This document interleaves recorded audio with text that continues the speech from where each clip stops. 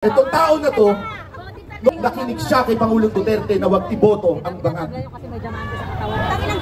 Bago mag-eleksyon noong 2022, 3 beses po ako pinatawag ni Pangulong Duterte at nag-uusap na kikwentuhan. At tinanong ko sa kanya kung sino ba talaga ang gusto niyang maging susunod na Pangulo. Paulit-ulit niya sinasabi, ayaw niya kay Marcos, ayaw niya. Pero alam ko na mabigat ang laban. Bakit naandun yung anak niya? Alam ko maraming magagalit sa amin pag hindi kami nag-Marcos. Dahil kami po ay nasa community din, ilang beses po kami nakapunta sa bahay niya. Pero nakinig po kami kay Pangulong Duterte. Kaya ang sakit sa puso namin na isang Pangulo na maayos, mag-isip, gusto lang kapakanan sa bayan, kukulong nila. At ito po ang isa sa mga pino nung panahon ni Pangulong Duterte. Tawagin ko po si Konsehal Mocha Usod.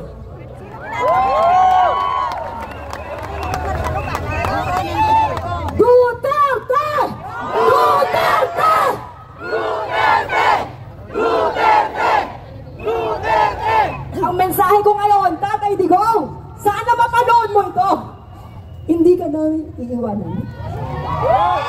Tatay Digong, hindi mo kami iniwanan. Ikaw lang ang leader ng bansa na ito na lumaban sa kriminalidad, droga at korupsyon mata sa mata.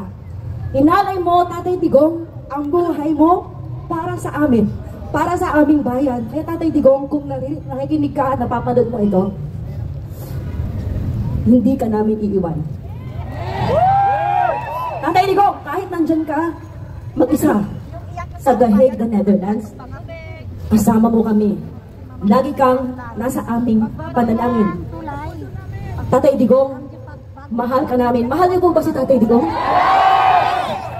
Kaya po ako masaya ngayon kasi nakikita ko po yung mga mukha noong nakasama natin noong kampanya. Taas ang kaway ng mga nakasama natin. Hindi po natin iiwanan si Tatay Digong. Panghuli na lamang po, ngayon ako ay gustong kausapin po ang ating mga OFWs. May OFWs po dito at mga nanonood, ng mga kababayan po natin. Ano kayo? Bababa kayo?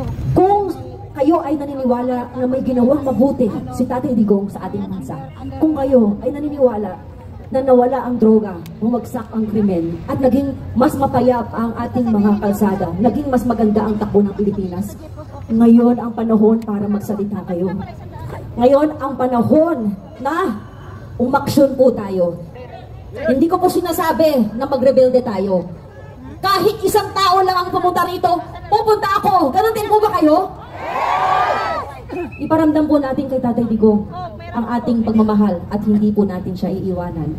Ayun lamang po, maraming salamat po. Iisa lang ang kulang talaga dito eh. Sino? Si Tatay Digong. Kaya, bring back Tatay Digong!